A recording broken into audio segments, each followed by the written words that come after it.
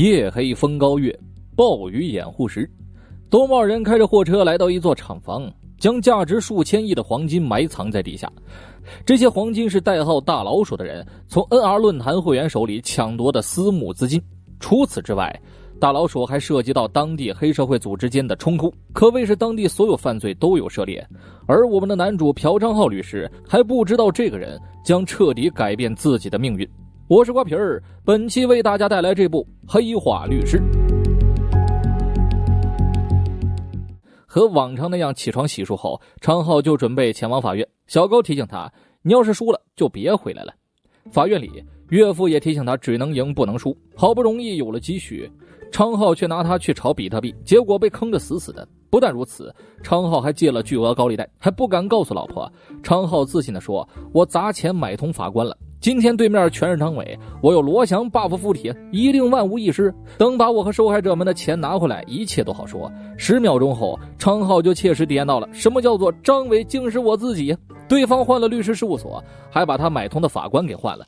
结果可想而知，就是网上调侃的张伟辩护死刑起步啊！输了官司的昌浩还被受害者们群殴了一顿。得知官司输了，小高气得半死。那接下来就是债务没法还了呀。昌浩还想开玩笑说，大不了以后接离婚官司。小高反唇相讥，那咱俩离婚吧，现在我很心碎，你懂吗？昌浩脑子一热答应了，但提出너랑은 헤어질 수 있는데 장인어른하고 못 헤어져 나. 장인어른도 너보다 날 더 의지하시고. 岳父可是我律师事务所的总负责人呢。电话挂断后，昌浩又怂了，冲动是魔鬼啊。晚上，岳父偷摸打包了行李给他。 나야 박창호야?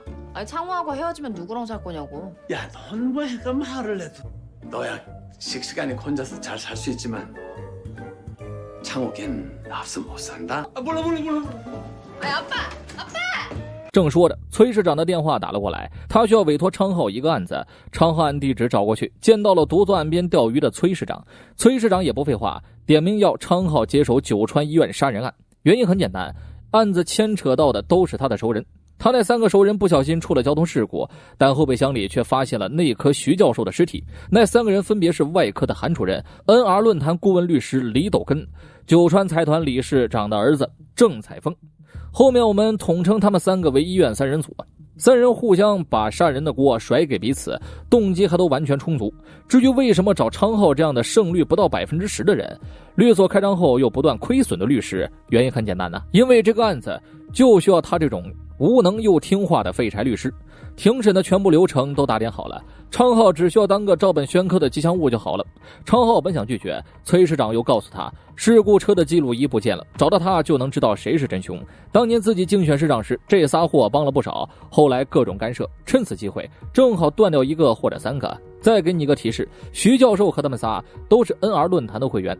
昌浩回到律所，和老友金律师协商对策。金律师提到，他有一个经常用来对付离婚案官司的办法，可以融会贯通一下。天亮后，昌浩来到监狱会见3人组，结果那3个人好像是在度假一样，在地下的房间里相当惬意啊。监狱长还给他们端茶送水，就像伺候亲爹一样。昌浩摆出一副傻白甜的样子，对眼前3位爷点头哈腰的。他的简历3人都已经看过了，所以没人把他放在眼里。李斗根将资料递给他，只要昌浩把里面的剧本背熟，以后的生活就再也不愁没钱没女人了。昌浩表现的都快哭出来了，直呼谢主隆恩，我一定好好努力。下一秒，郑彩峰接到崔市长的电话，立马慌神了。这也是金律师昨晚说的办法，他用假名向检察厅举报，谎称找到了行车记录仪。3人慌乱的时候，昌浩趁机告退，偷偷把窃听器丢进了垃圾桶。通过窃听3人的对话，昌浩得知记录仪在韩主任的妻子小张手中。除了他们，言语间透露出还有一个共犯。昌浩将情况汇报给崔市长，2人同时赶了过去。不料小张受到了袭击，对方跳窗逃走。所幸小张只是受了轻伤，人无大碍，但他看崔市长的眼神里充满了惊恐。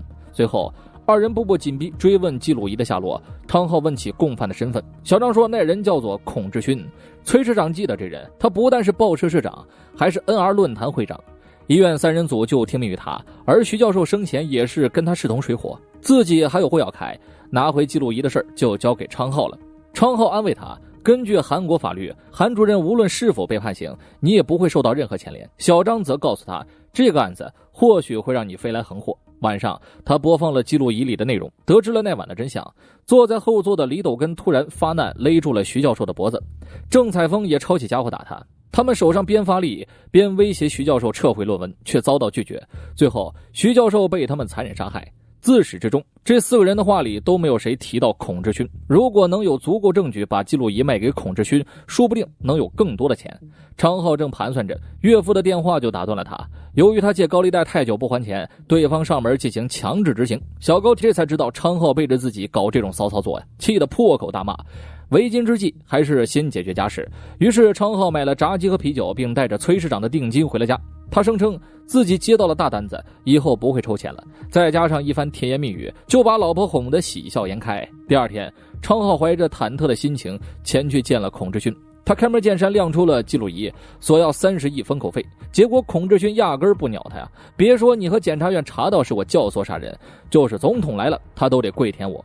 谈判破裂后，昌浩决定重新回崔市长的阵营。他对崔市长谎称手机坏了，所以没有接到电话。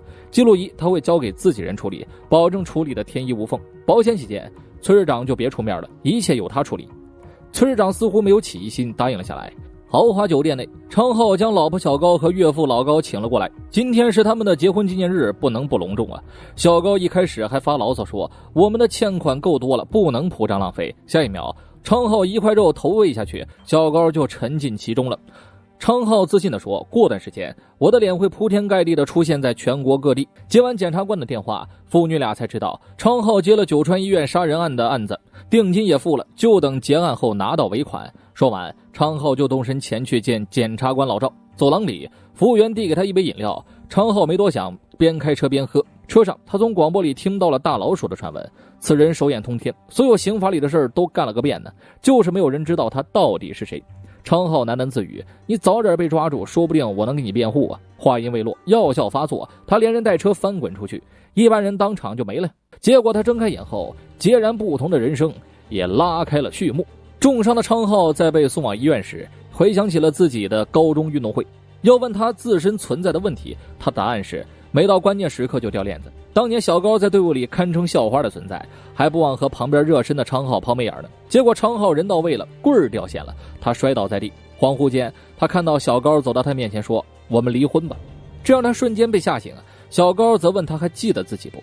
毕竟车祸后发现自己失忆或者绝症晚期，这是全球通用的套路啊。昌浩很快回过神来，他记得还要约见检察官的事儿，殊不知早有一群歹人将他落在车里的手机、行车记录仪拿走了，然后迅速将车报废。浑然不觉的昌浩还准备和岳父动身前往汽修厂，不料一群警察找上门来，以吸毒的罪行将他强行带走。小高隔着车窗告诉他：“你要相信自己，就像我们相信你一样。”拘留室内，昌浩迅速回忆了之前的事儿，立刻想到是有人算计自己。他借坦白的名义要求见崔市长，刚见到人他就大喊冤枉，自己平时油漆味都受不了，更别提毒品了。他认为是孔志勋想灭口，所以布了这个局。崔市长却从他的话里推测出他去见了孔志勋，但记录仪里又没有提到孔志勋，加上昌浩耍小聪明，所以崔市长不打算救昌浩，任由他自生自灭。当晚又有一群警察暴力上门，从昌浩的律师事务所里找到了大量现金、黄金、枪支和毒品。昌浩依然不知情，因为他还得面对眼前关押自己的九川监狱。这里是全国最恶劣也是最恐怖的监狱，各类犯罪品种齐全，应有尽有。一看到他下车，不少犯人围拢在铁丝网前，犹如见到偶像李钟硕那样开心的。狱警将他带到了医院3人组的面前，昌浩质问他们饮料下药的事儿，李斗根嘲讽他：“谁让某个笨蛋连谈判都不会？”昌浩还想搬出法律条文来威胁他们，结果换来一顿毒打。另一边，崔市长夫妇跟孔志勋夫妇进行着硝烟弥漫的对话。孔志勋直言不讳说：“我就是给我那条狗捐款，他也能当市长。”崔嫂反讽啊，而某些人还不如狗呢。别忘了，你醉驾撞死的案子是谁解决的？如果当时醉的不是你，而是你某个器官，会怎么样呢？而且我还听说你有很多钱被那只大老鼠带走了呢。孔嫂气得脸都白了，看来丈夫隐瞒她的事儿也不少啊。这时助理跑过来告诉崔市长最新消息，打开电视一看，新闻播报了大老鼠落马的消息。这新闻堪称是重磅炸弹呢。崔市长和孔志勋各自打起了小算盘。孔志勋急忙打电话给监狱长，命令他不惜一切代价让昌浩活着，要是人死了，钱也拿不回来，你全家和整个监狱所有人都得陪葬。监狱长不敢怠慢，急忙带人救下了险些被活活吊死的昌浩。监狱外，狱警拒绝了小高和金律师的探视，声称昌浩现在谁也不见，赶走了他们。小高很奇怪呀，昌浩没有理由拒绝探视。正想着呢，老高给金律师打了电话，告知了刚才的新闻。现在律所外都是记者，请务必稳住小高，不然问题就更大了。但是小高早已经从手机里搜到丈夫就是大老鼠的新闻，冷静过后，想到监狱里也能看电视，他有了主意。大老鼠落网的消息很快传遍了监狱，每个牢房都传来了粉丝见面会一般的欢呼。狱警将打得不成人样的昌浩扔回房间之后，昌浩就独自缩在了角落。这时电视上传来了小高的声音，她眼含热泪鼓励丈夫，我们会奋斗到底，证明你无罪。昌浩当场破防，蒙住头痛哭了起来。随后针对昌浩的审讯开始了，面对指控，昌浩全部消极回答，早知道我律所里有那么多钱，我就拿点还房贷房租了。你说我去澳门输了100亿，我信用卡额度才2000万，原来我有自己都不知道的500张信用卡呀。突然检察官老崔问他，你是不是大老鼠？这话点醒了昌浩，测谎也有20%的失误，所以不会当证据。你把氛围搞那么紧张是想搞我呀？老崔却淡定地说，你越激动死得越快呀。他们所有的举动都被单面境外的崔市长尽收眼底。回到监狱，昌浩再次遇到医院3人组，他一口唾沫过去，你们栽赃我呀，还有脸问我是不是大老鼠？你们等着，老子迟早弄死你们。狱警将人拖走后，3人组的脸色都难看起来。大老鼠是个不按套路出牌的人，花言巧语是基本功。如果昌浩假装自己不是大老鼠，那这个人就太可怕了。刚回到监仓坐下，迷弟杰瑞就跪在昌浩面前，他最崇拜大老鼠了，为此还纹了一身的老鼠图案，并且改了猫和老鼠里杰瑞的同名，希望自己哪天也能如同偶像一般做出大的事业。昌浩很无奈，医院3人组更加崩溃。孔志勋告诉他们，我在查清昌浩是不是大老鼠之前，你们谁都不能动他，务必确保他活着，不然出了事别怪我没提醒你们啊。晚上，孔志勋约见了老崔，任务很简单，2件事，查清昌浩的身份并且把钱找回来。酒足饭饱，孔志勋优先离开，老崔则坐进了另外一辆车，将手中的毒品交易人员名单给了崔市长。从上面的内容看，大老鼠的客户全都是金主，崔市长很满意。孔志勋他们一直瞧不起自己可不能任由他们骑在脖子上为所欲为，有了名单就可以狠狠敲打那些看不起自己的财团成员了。接下来昌浩就是关键，虽然自己不信他是大老鼠，关于昌浩是不是大老鼠，监狱内也产生了激烈的讨论。有人说大老鼠是个身高1.8米、体型吊打强森的壮汉，也有人说大老鼠是个超性感的女人，最喜欢玩皮鞭和小蜡烛了，所以追捕的警察和官员们一直无法专注。犯人光头哥不信这个邪，是真是假打一架就知道了。结果可想而知，手无缚鸡之力的昌浩被3拳放倒。狱长的方式则文明一些，他请昌浩吃了大餐，还攀谈起了同性之间的交情，就差当场结拜了呀。下一秒，听到昌浩否认自己是大老鼠，狱长有种被人白嫖的感觉，暴怒地将他关了禁闭。接连不断的打击让昌浩万念俱灰，房梁滴下的水让他回忆起了老婆的好。那天楼上一直在漏水，小高气不过直接上门理论，结果楼上的3个小流氓出言不逊，还想对小高欲行不轨。昌浩率先动了手，6人打成一团呢。最后小高抄起灭火器，轻松解决了问题，还拿回了赔偿费。借探视的机会，金律师告诉昌浩，小高已经去九川医院面试了，他要去找到那篇论文还丈夫清白。他相信那篇论文一定是医院3人组不惜一切要杀人的原因。昌浩早已对世道失望了，他只求好友告诉自己真相。金律师只能告诉他，那些人会被无罪释放。检察院已经下了结论了，你就是大老鼠，不日就会被起诉。昌浩快速收拾好了心情，恳求金律师帮忙提交离婚协议。运气差，自己必死无疑；运气好，自己也会永远烂在这儿。自己已经无力回天了，不能再牵连妻子。回到禁闭室，他痛哭一场。现在自己能做的事还有一件，就是以死自证清白啊，并在遗书上揭发那群人的罪行。当年自己第2次高考落榜后，小高不但没有抛弃他，还把自己所有的积蓄拿出来供他复读。之后昌浩的律所开张，他也买了份巨额保险，受益人是小高。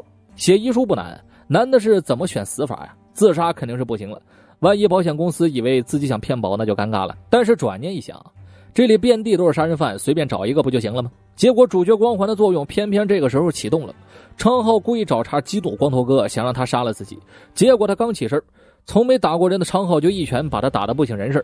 一计不成，昌浩又生一计，他将目光对准了杀了9名有妇之夫的精神小伙。据说此人是个精神变态，监狱里没有人敢招惹他。昌浩走上前去，言语挑衅：“你妈知道你干了这些会是什么心情？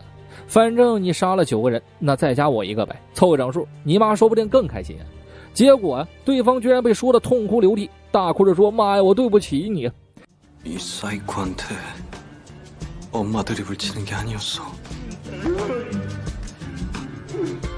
昌浩暴揍光头哥、虐哭杀人犯这事很快就传开了，犯人间更是口口相传。要是昌浩大哥心情不好，你跟他对视，那非死即伤啊！吃饭时，杰瑞提到有个纵火犯越狱时被乱枪打死，这句话又让昌浩看到了希望了。要说这是最变态的杀人犯，那不就是监狱长吗？说干就干，昌浩开始了明目张胆的越狱。保险起见，他还拿上了一根棍子，计划很顺利。很快，狱警的枪口就纷纷对准了他，还有一队手持铁棍的狱警将他团团围住。唯一的问题就是被枪打死和被几十号人铁棍活活打死，哪一个疼得更彻底呢？我是瓜皮儿，下期见。